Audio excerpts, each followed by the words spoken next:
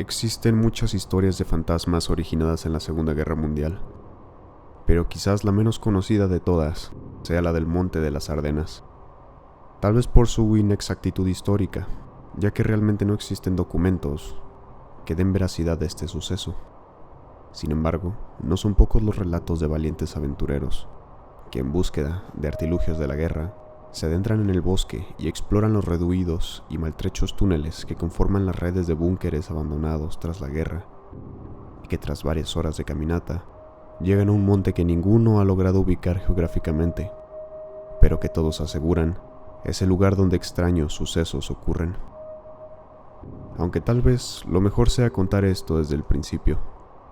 El bosque de las Ardenas fue testigo de una de las batallas más importantes de la guerra, la conocida como Batalla de las Ardenas, en la cual el ejército alemán, en un movimiento desesperado por darle un golpe fatal a las fuerzas aliadas en el frente occidental, planificó y llevó a cabo una gran ofensiva con el objetivo de frenar el avance aliado y de esta forma poder enviar más recursos y soldados al frente oriental, en el cual los alemanes no lo estaban pasando tan bien.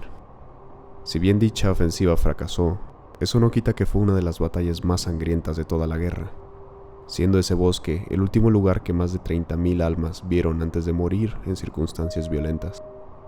Quienes vivieron para contarlo han quedado irremediablemente marcados por las experiencias vividas durante la batalla. Pero quizás quienes tengan la historia más desgarradora sean los sobrevivientes de la División 98 de Infantería estadounidense.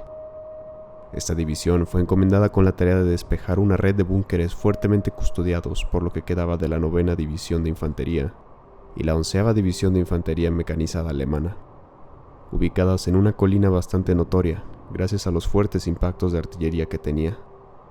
Los hombres de la División 98 pensaban que sería un trabajo fácil. Al fin de cuentas, las divisiones alemanas apostadas en esa colina habían sufrido grandes bajas por fuego de artillería, pero qué equivocados estaban. El primer intento por tomar la colina fue un ataque de artillería, seguido por un ataque de infantería que tenía como objetivo despejar lo que quedara de resistencia en la zona.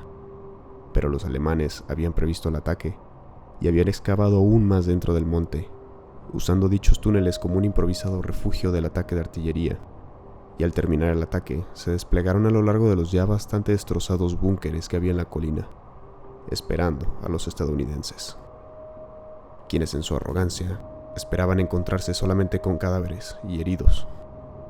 Cuando los estadounidenses llegaron, fueron recibidos con una lluvia de balas y granadas. Los estadounidenses fueron sorprendidos y en el caos en el que se encontraron entraron en pánico. Para los alemanes fue como jugar tiro al blanco, ya que prácticamente no hubo ningún intento de contraataque por parte de los soldados de la 98. La sangre tiñó de rojo la colina, y los cuerpos despedazados por las balas y granadas se esparcieron por toda su extensión, dándole un aspecto grotesco al lugar. Ese no fue más que el primero de muchos intentos por tomar la colina. Todos y cada uno de ellos fracasaron, y dieron como resultado una enorme cantidad de muertos y heridos. Sin embargo, los alemanes tampoco la pasaron nada bien. A medida que pasaba el tiempo, la comida se iba agotando al igual que las balas y el combustible que mantenían dando los generadores de los búnkeres.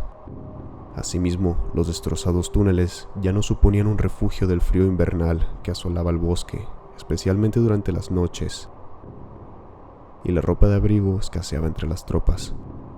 A pesar de todo, los alemanes nunca se plantearon la retirada, ya que sabían que de fracasar allí, los aliados tendrían paso libre hacia Alemania, por lo que siguieron luchando allí donde estaban.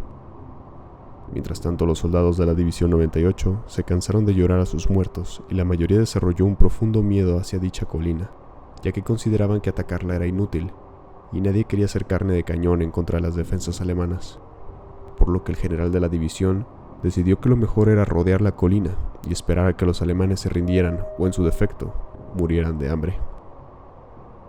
Pasaron las semanas y entre los soldados alemanes empezaban a brotar la locura y la enfermedad. El frío le congeló mucho las extremidades, generando dolorosas gangrenas. Literalmente se estaban pudriendo en vida. Otros, ante la falta de alimentos, recurrieron al canibalismo, comiéndose los cadáveres que se encontraban por todo el monte y bebiendo la nieve, que por culpa de las escaramuzas estaba manchada de sangre y vísceras. También hubo muchos que caían en incontrolables ataques de pánico y empezaban a gritar hasta prácticamente desgarrarse las cuerdas bucales.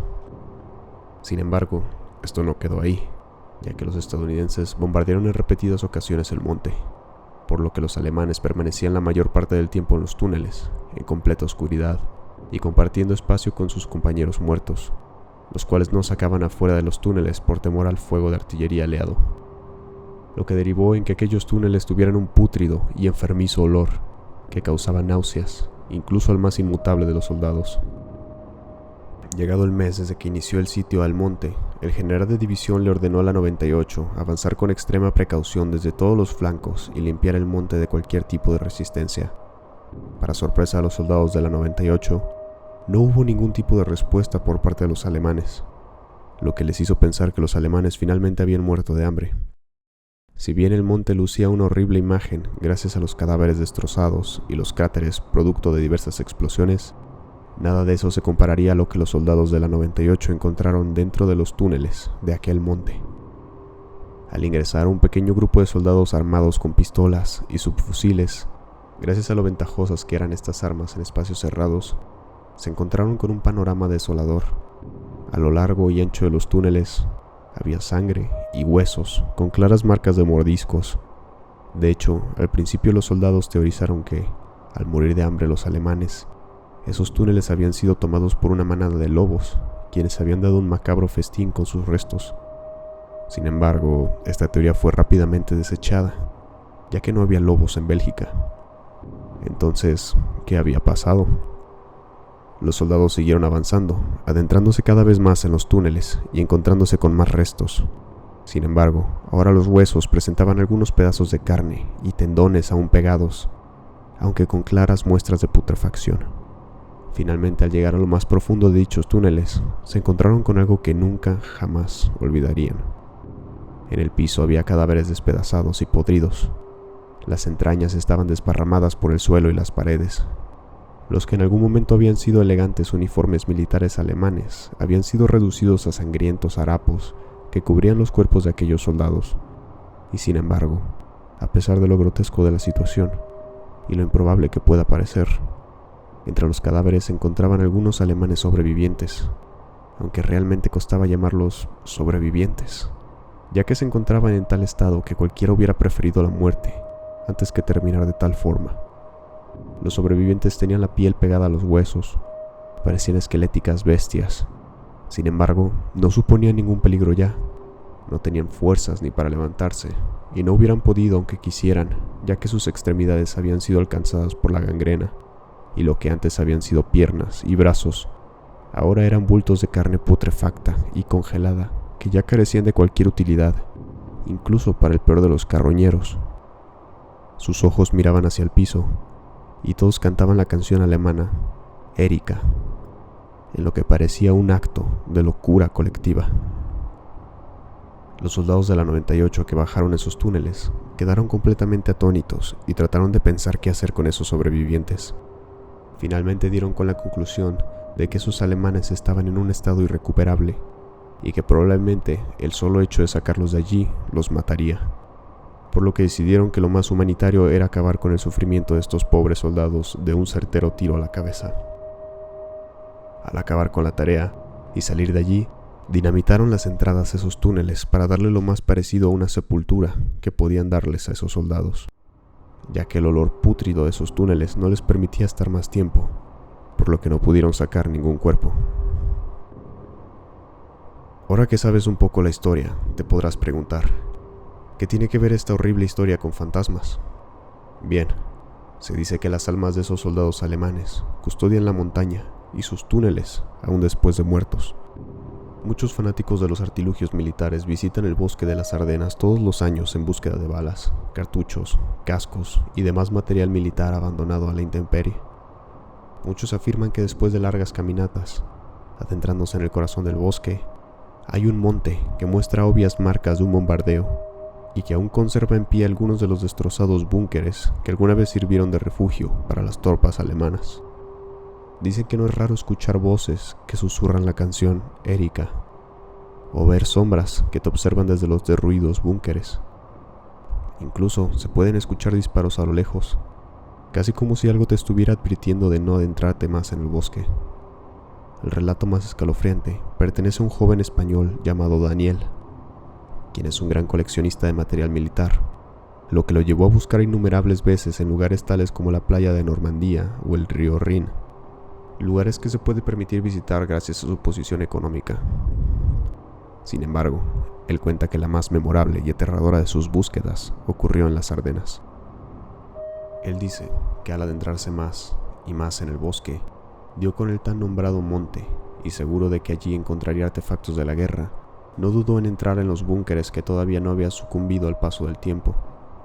Una vez dentro del primer búnker, se encontró con lo que parecía la entrada de un túnel que mostraba claros indicios de que había tratado de ser dinamitado, pero por alguna razón las cargas explosivas de esa entrada no habían detonado.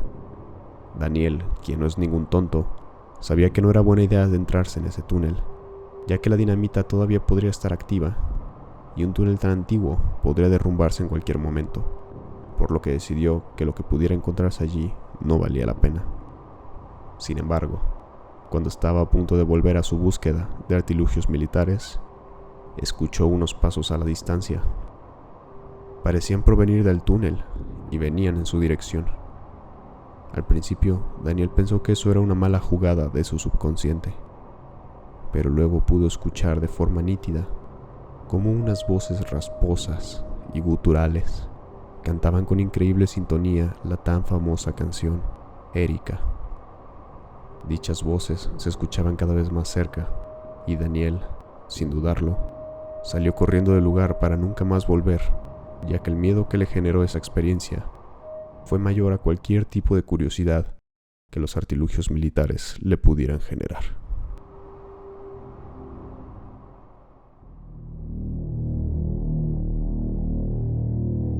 Si disfrutaste el video, dale like, suscríbete al canal o compártelo con tus amigos.